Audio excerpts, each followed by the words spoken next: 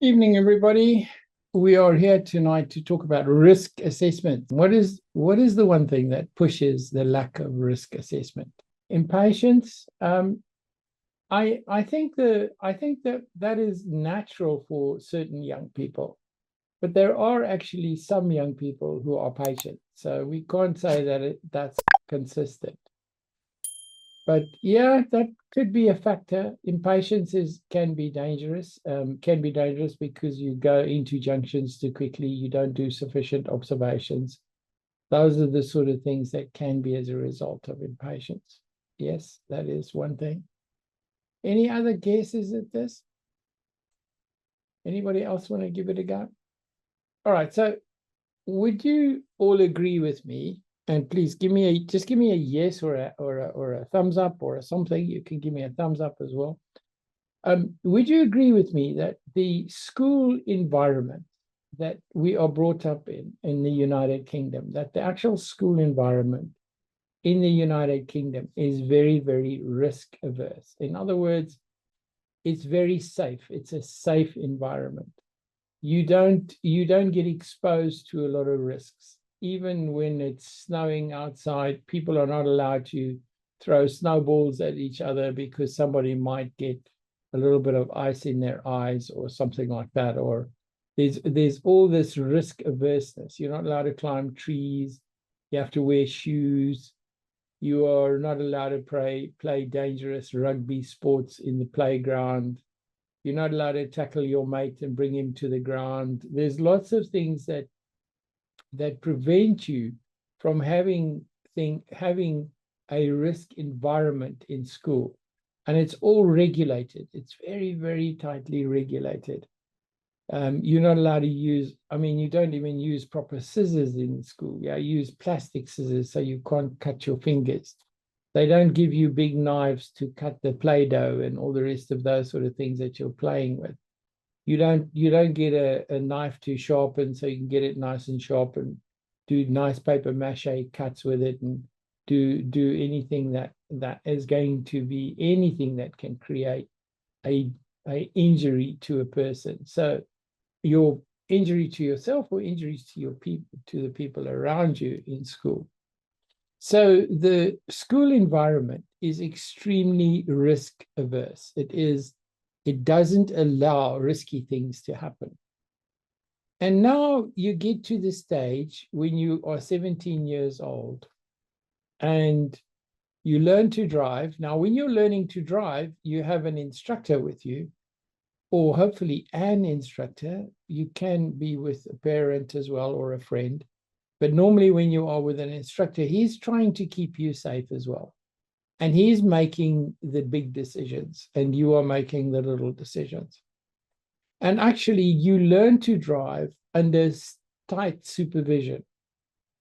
Now, you've been in school, you've never had a risk assessment. You've never done risk assessment. It's very controlled. And if you haven't even ridden to school on a bicycle and you've been walking to school in a 20 mile per hour zone and it's been all safe and mummy's been there with you or daddy's been there with you, in the end you've grown up with these kid gloves around you and you don't know and you've never assessed risk. Now you get to 17 and it sort of continues with your driving instructor, and then you are trained under a risk averse environment with the driving instructor as well. And all of a sudden you get your license. And now the problem is you have never driven under a situation where you have to make the risk assessment yourself. And I think that that is one of the big problems. You've lived in a very anti-risk environment. You've grown up in an anti-risk environment, and all of a sudden you're let loose in this car, which can be a very, very risky thing if you don't know what the implications of doing things wrong are. And the problem is, although you as a driver, if you are the driver of the car, your safety is a little bit more secure if you risk assess properly and keep to the rules and drive properly than the person who now gets into a car with a driver who is not fully trained in eliminating risks. And now what happens is you are in a car, you have had no driving lessons with someone you don't realize has got no fear of the risk and underestimates the potential dangers that are associated with driving. And it can be as simple, it can really, really be as simple as not understanding that when the roads are flooded with water, they can be extremely dangerous as driving on ice. And if they've never experienced it and never been told it, the driver might not assess it correctly. And that's where the problems start. And people say, well, it is because you've had no experience. Well, experience is led by tuition and understanding what happens on the road. That is what experience is led by. Experience is led by tuition and understanding what happens. If you then decide to disregard it, then you are going to get into risky situations, which you might not be able to control the car because the car is out of control. Okay, so let me ask a question here, and I'll ask a really simple question. Does anybody know what hydroplaning is? It's what happens when there's water on the road, a thin layer of water or a thick layer of water on the road, and you are going so fast that the tires can't cut through the water onto the tar anymore, and they go over the top of the water. And then your car could just as well be driving on ice. So do you know at what speed that occurs? It's not very fast. You can actually, hydroplaning can occur at relatively low speeds. Let's say it's raining really heavily and the road doesn't have a lot of camber. So in other words, the road is reasonably fat and you've got about 1/4 of an inch of water on the road surface. What speed is it? At what speed is there danger that your car can actually start hydroplaning?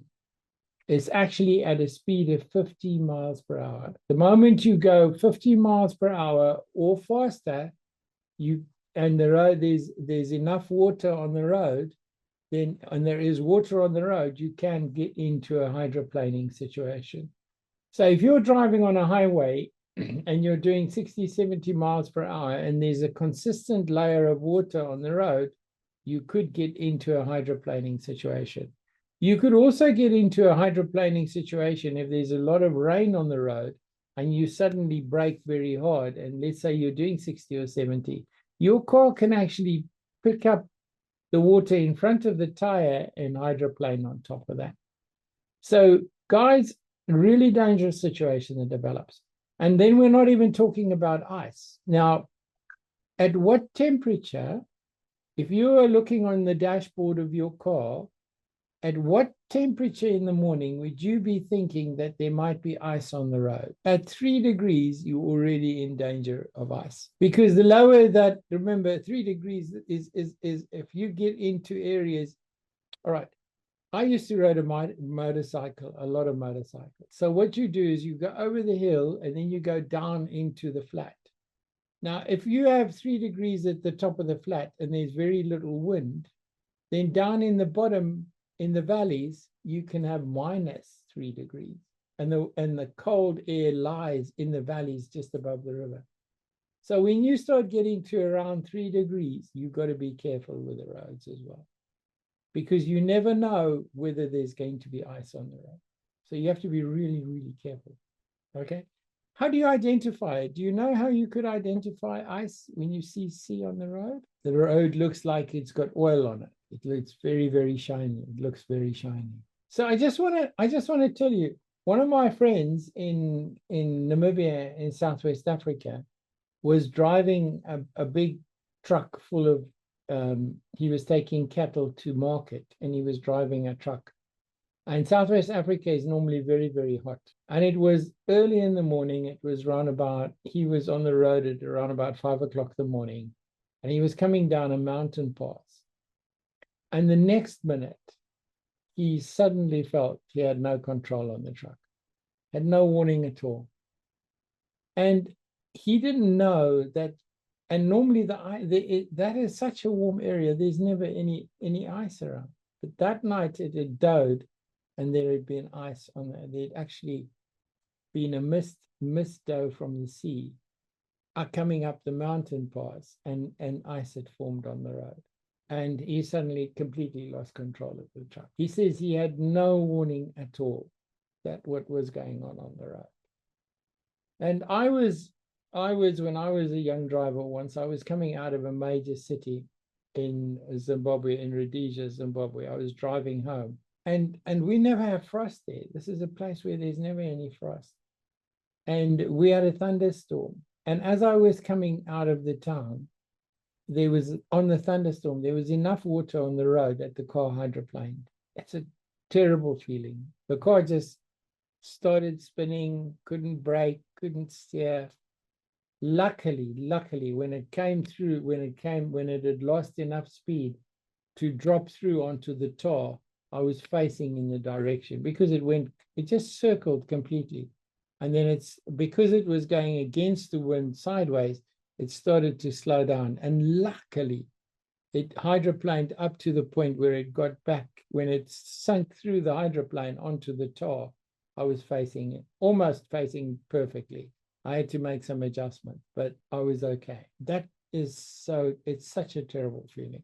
And I've never forgotten it, because it was so totally unexpected. Now, if you, as a driver, don't know these things, I know of a couple of people, and this is really sad, a couple of young drivers who, in the area where we live, forgot about the dangers of this. And a young girl who had 3 of her friends in the car misjudged a corner, and nobody can explain what happened on that corner. But at that night, it was a very cold night, and there'd been rain. And I believe, and I know that area because it's a very quiet area, and it's down in a dip. And I think what happened was there was ice on the road when they went off the road there. So the thing that you mentioned here this evening, to slow down in circumstances like that, is really important. And the other thing too, I always say to people, this is really important, assessing the risks. There are 3 risk factors that are internal to circumstances around the road that you need to think of. Water on the road, hydroplaning, water on the road, quality of your tires, that all comes together under hydroplaning. Ice on the road. Yeah, wind is, yes, wind is one. So now I've got 4. There's still one more. Wind, yes. Wind can be, if you get very strong winds, these high-sided trucks can be blown across your road. And if you are pulling a caravan or you're driving a van, yes, wind can be a problem. But wind can be a problem in a small light car as well, if there are very heavy gusts of wind. Wind can be a problem. You're absolutely right. I didn't even think of that. Well done. The ability of not being able to see in mist is one of the most dangerous situations you can have, because what happens with mist is what I was talking about earlier. Sometimes mist will actually form, and I've seen this when I've been driving, that if you're in hilly country, at the top of the hills or the brows of the hills, there is very little mist, and you think you're okay. And then as you go down into the valley, suddenly the mist just gets really thick. So my recommendation is, guys, if mist is thick enough that you can't see 100 meters, go to the pub, have a pub lunch, sleep over, wait for the mist to clear. Because the problem with the mist is not what you can see and what you do. The problem with mist is all the other drivers that don't assess it properly. Because I have seen so many accidents and been aware of so many accidents where there's heavy mist, where the person who was driving completely misjudged the amount of time it takes to stop their car. Now, if you think about it, that if you're doing 70 miles per hour, you're looking at 70 or 80 meters, depending how attentive you are. And if you've got visibility of 50 meters, if you're doing 70 or 80 miles per hour, 75 or whatever, or 65, and you've got visibility of 30 or 40 meters, there's no ways you can stop in time. How are you going to stop? You can't. And the problem is that it's not your problem. You slow down to take care of the visibility. But the idiot in his BMW thinks he's brave, and he's doing a speed that is faster, is so fast that there's no space for him to stop. Now, this risk, being able to assess these risks, the driver being able to assess these risks, is really, really important. Understand the risks. Understand the risks. We've had ice. We've spoken about hydroplaning, water on the road, rain, visibility in rain, visibility in mist, snow on the road, and ice on the road. And all these things are things that can contribute to your ability to drive and your ability to keep yourself safe. But you have to make that assessment. That car is going to, you need to be really careful with that car. And it's really important to understand these things. Now, in your driving test, you're not going to have that test. In your driving test, these things that I'm talking about now, you're not even going to be taken out on a driving test if there's more than 3 blocks of Coca-Cola ice on the road. If the examiner has spilt his Coca-Cola's ice on the road, he's going to say, oh my goodness, we got ice. Nobody goes out on a test. That's the way it is. So how are you going to ever learn to drive and deal with ice? I'm always very excited. I must be honest with you. If I'm taking somebody out on a driving lesson and there's ice on the road, I get very excited because I can go and show them what happens. I can take them into a safe, controlled environment and say, okay, brake. And we're on the ice. And then they can assess for themselves what the dangers is. You just have no control over that car. So guys, and the problem with our driving test is it is these things that are extremely dangerous. So what did I say earlier? The thing is having the knowledge. But you, as the student who can't drive, who hasn't got his license, must assess that risk as far as the driver who you're getting in the car with. You must assess that risk. And what is the answer? Tell me, what is the answer for you as the passenger? What are the 2-letter word that is going to save your life? It's no. N-O. No, I am not going with you. No, I am not doing this. No, stop. I'm getting out of the car. N-O. That's what you've got. All right, guys, the answer is no. Don't do this. And the problem is that, and this is one of the reasons, why am I so pedantic about this, and why do I want to bring it up so seriously? The reason I want to bring it up so seriously is the moment you get in the car, and this is, we don't think about this, but it's true. The moment you get in the car with somebody else, you are putting your life in the hands of that driver.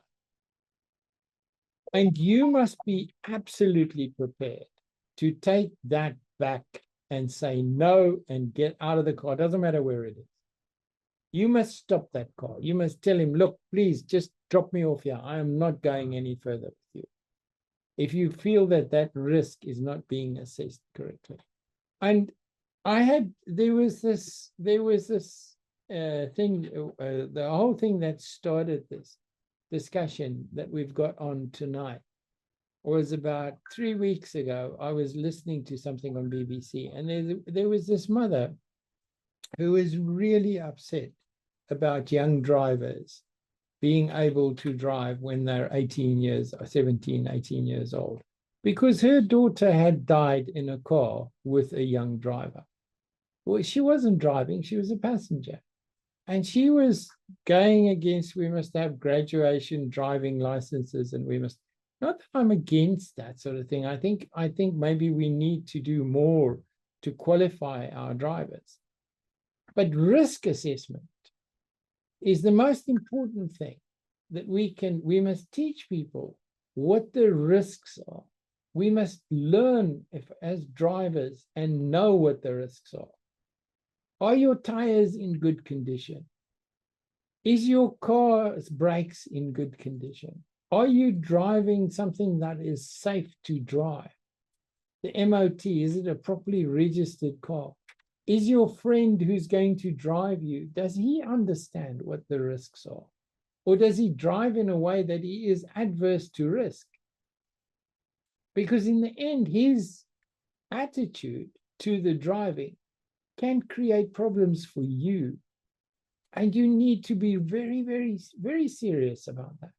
If you get into a car with a taxi that's not driving, a taxi driver, an Uber driver, whatever, and they're not driving properly, the best thing you can do is stop that whole process, get out, report him to the authorities, and go with someone else.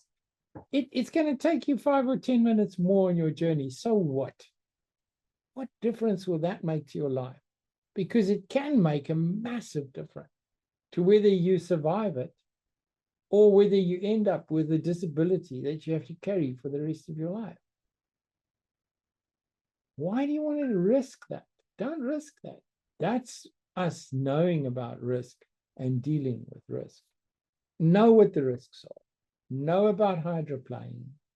Know about the dangers of mist. The dangers of driving in mist is not you as much as it is the other people on the road with you in the mist. The danger isn't you. The danger, you are the danger if you don't understand it.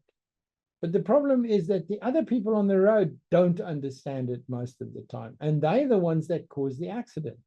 And the other problem you've got is mostly when you've got that sort of heavy mist as well. The tar is extremely wet and it could be lower temperatures. And there is what they call a plasticity that happens with water at certain temperatures, just above between 4 and 5 degrees, between 3 and 5 degrees, that you get a plasticity that happens with water, which they can't quite explain. And water becomes as if it becomes more viscous. Just depends on the circumstances and the electrolysis in the air. Dangerous, extremely dangerous. So not only have you got a mist problem, you've got a problem that there's lubricant. The water is lubricating the tires and the tar.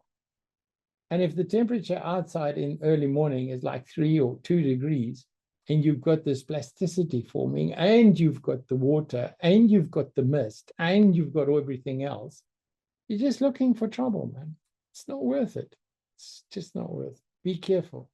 Think of these things. Think of the things that visibility is, driving is all about being visible. And also the other thing too is driving has so much to do with your contact, your tires contact on the surface of the road. That must not be compromised. Not compromised by speed, not compromised by water, ice, or snow. All these things, and oil, and various other things as well. Sand as well, leaves, all these sort of things you've got to think about. Always remember, you've got to be careful with these things. I think it's important to know what the risks are, and then to evaluate whether you are operating your car within the parameters of excluding the risks. So let me explain that to you. So your hands and feet and your knowledge is what keeps you safe. So if you can evaluate what the risk is, if you know what the risk is, then you can evaluate what the parameters of the risk are. So if I give you an example, if I now suddenly get there and there's mist and a fog, mist, whatever you want to call it, and I'm going into that fog and mist, and I suddenly realize that I've got visibility of 50 or 60 meters. Those parameters are now at a point where I have evaluated that risk, and I'm going to pull over at the pub and have breakfast until the mist clears. That's what I'm going to do. As soon as possible, get off the road. And if there isn't a pub close by, I will go to a lay-by or somewhere where I'm off the road, or just turn down a side road and go and sit somewhere where nobody is going to drive into me. That's assessment of the risk. If you're driving and there's lots of water, lots of puddles, lots of rain, the risk factor starts for hydroplaning starts at around 50 miles per hour. So if I'm driving at 40 or 45 miles per hour, I'm outside the risk envelope, and I'm driving at a safe speed for the circumstances. So in the assessment, assess what the risk envelope is, or where the risk envelope starts, and drive outside the risk envelope. And sometimes outside the risk envelope is not to do the driving at that time. If there's lots of snow around, you have to bring your speed down. You have to know you've got a front wheel drive or a four-wheel drive, because a rear wheel drive is going to be a problem. So now when you're driving a rear wheel car in snow, that risk envelope is now getting too big for you if you don't have chains on your wheels. Therefore, the risk envelope has enveloped you. You should not be doing the driving. You can assess the risk envelope. So as long as you know where the risk envelope starts, you want to stay below or outside the risk envelope. As long as you do that, then what you're doing will be safe. If you're uncomfortable on the road, that's you're in the risk envelope. Get off the road. Go and find a safe place. Wait and let the time pass. Okay, guys. Thank you, everybody. Thank you for everybody who participated. And thank you for all of you with your questions and your answers and taking part in this video this evening. Have a great evening and a wonderful weekend. Thank you so much. Thank you. Good night.